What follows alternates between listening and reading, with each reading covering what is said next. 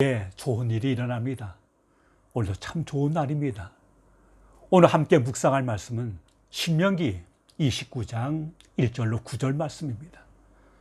신앙생활에서 가장 중요한 게 무엇일까요? 그리스도인에게 신앙의 성장을 위해서 필요한 것은 믿음의 신실함을 지키는 것입니다.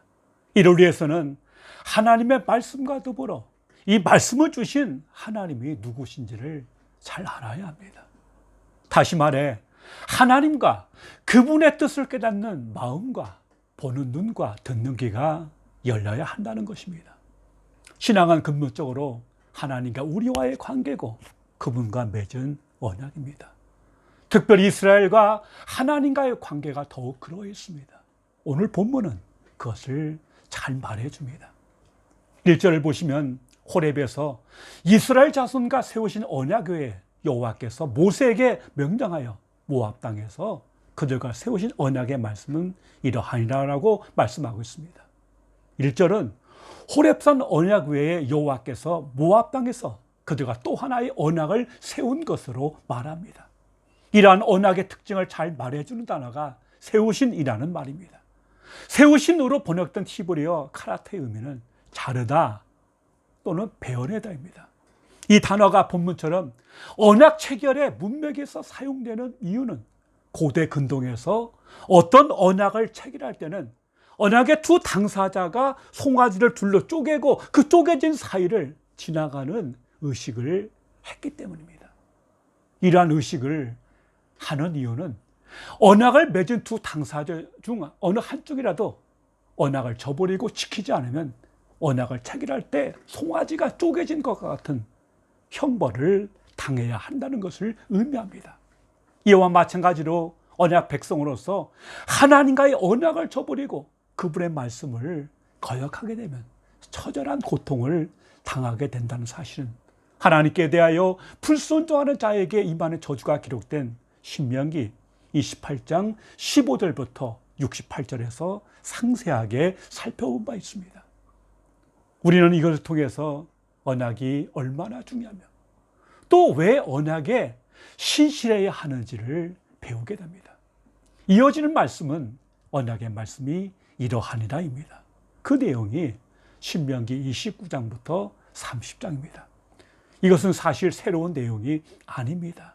이제까지 모세가 전한 신명기 5장부터 28장이 나오는 율법의 요약과 반복입니다. 그만큼 중요하다는 뜻입니다. 모세는 본문 2절과 3절 통해서 하나님이 이스라엘에게 주신 놀라운 은혜를 온 회중으로 하여금 기억하게 합니다. 그들에게 모세는 하나님이 이스라엘을 애굽 사람들의 손에서 구하시기 위하여 베풀어 주셨던 기적들을 간략하게 요약합니다. 모세는 이 역사적 상황에 대해서 이미 1장부터 4장에서 자세하게 회고하였기 때문에 여기서는 단순히 이 일을 상기시키는 것으로 만족합니다. 이스라엘은 하나님이 애굽에서 행하신 모든 기적과 표적을 직접 목격했습니다. 그런데 4절에 참으로 귀한 말씀이 등장합니다. 그럼에도 불구하고 이스라엘이 하나님을 알지 못했다는 말씀입니다. 그러나 깨닫는 마음과 보는 눈과 듣는 귀는 오늘까지 여호와께서 너희에게 주지 아니하셨느니라. 하나님께서 이스라엘을 애굽에서 탈출시킬 때 10가지 재앙으로 기적을 행하시고 홍해바다를 가르시면서까지 놀라운 일을 하셨는데 그럼에도 불구하고 오늘 본문은 그들이 깨닫지 못했다고 하십니다. 이것이 무슨 뜻입니까? 이걸 어떻게 설명해야 합니까? 모세가 이스라엘이 하나님의 베푸신 기적을 보고도 깨닫지 못했다고 하는 것은 이스라엘이 가데스 바네아와 그 외의 광야 생활에서 하나님께 반역했음을 마음에 두고 한 말입니다. 모세는 또한 이스라엘이 깨닫지 못하는 어리석음이 지금까지 계속되고 있다고 합니다. 그 이유는 하나님께서 그들에게 깨닫는 마음과 보는 눈과 듣는 귀를 주지 않으셨기 때문이라고 합니다. 이 말은 이스라엘이 하나님께서 개입하셨음을 깨닫지 못하도록 하나님께서 강제로 막으셨다는 뜻이 아닙니다. 이는 애굽에서 재앙을 내리시고 광야에서 40년 동안이나 안전하게 거할 수 있었던 것이 하나님의 능력 때문이라는 사실을 이스라엘 백성들이 영적으로 우둔하여 완전히 깨닫지 못했으며, 동시에 여호와 하나님이 어떤 분이신지에 대해서도 온전히 깨닫지 못했다는 것을 의미합니다. 이처럼 하나님의 초자연적인 역사를 눈으로 보고 능력의 말씀을 귀로 들었지만 그 가운데 내포된 참 의미를 마음에 깨닫지 못하는 것은 그들의 영적 우둔함과 더불어 하나님께서 깨닫도록 역사하시는 역사가 없었기 때문입니다. 이로 보건대 본문이 가리키는 깨닫는 마음과 보는 눈과 듣는 귀는 하나님의 허락하심으로 영적인 안목이 열릴 때 가능함을 알 수 있습니다. 그리고 이러한 영적 지식은 언약을 체결하여 그의 삶을 온전히 헌신하여 하나님과 동행하는 삶을 사는 자만이 누릴 수 있습니다. 언약 안에서 하나님께서 이스라엘 백성들에게 깨닫는 마음과 듣는 귀와 보는 눈을 주시는 것처럼 오늘날에도 그리스도를 영접하여 그분께 헌신하기로 작정한 자에게 하나님께서는 동일한 은혜의 선물을 주실 것입니다. 우리는 그 예를 사도 바울을 통해서 확인할 수 있습니다. 바울은 젊은 날 지독한 박해자였습니다. 그는 예수를 증오했고 그를 따르는 초대교회 성도를 아예 박멸하고자 작정했습니다. 그래서 눈에 불을 켜고 성도들을 잡아들였습니다. 그 와중에 스데반 집사를 돌로 쳐 죽이는데 앞장서기도 했습니다. 그것으로도 약이 차지 않은 그는 다메섹에 있는 성도들마저 잡아들이고자 자원해서 다메섹으로 떠났습니다. 다메섹 도상에서 그는 부활하신 그리스도를 만나서 일시적으로 눈이 보이지 않는 어려움을 겪었습니다.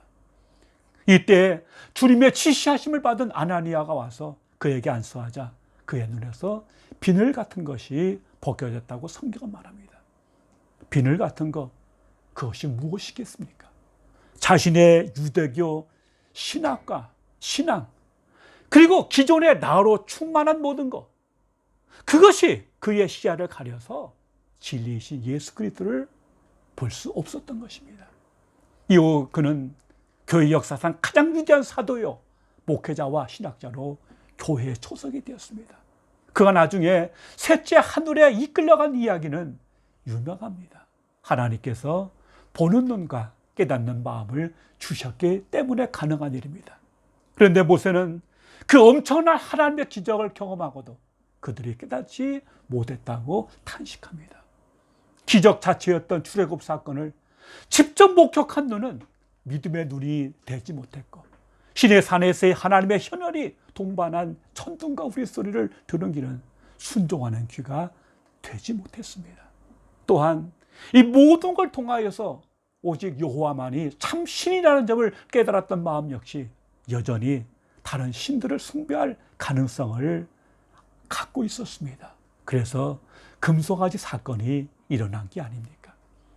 하나님은 깨닫는 눈이 없는 이스라엘이 40년 동안 광야 생활을 하도록 하셨고, 이 기간 동안 그들은 하나님의 능력을 깨닫게 되었습니다.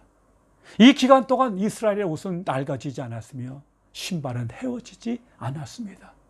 그들이 광야 생활을 하는 중에 빵과 포도주와 독한 술은 먹지 못했지만 하나님은 그들의 모든 필요를 채워주셨습니다. 이스라엘은 빵 대신에 하늘의 양식인 만나와 메추라기를 먹었고 바로 위에서 흘러나오는 물을 마셨습니다. 그러므로 6절의 말씀은 이스라엘이 40년 동안 세상 사람들이 먹고 마시는 것이 아니라 오직 하나님만이 주실 수 있는 특별한 것들을 먹고 마시며 훈련을 받았음을 강조합니다. 하나님이 이렇게 그들을 훈련시킨 것은 그들로 하여금 여호와 하나님을 알게 하시기 위해서였습니다. 하나님의 능력에 대한 새로운 이해를 갖도록 하신 것입니다. 광야에서 40년 동안 훈련받은 세대는 기회가 주어지자 곧장 믿음을 실천으로 옮겼습니다. 그들을 공격한 헤스본 왕 시온과 바산 왕 옥을 대적하여 싸운 것입니다.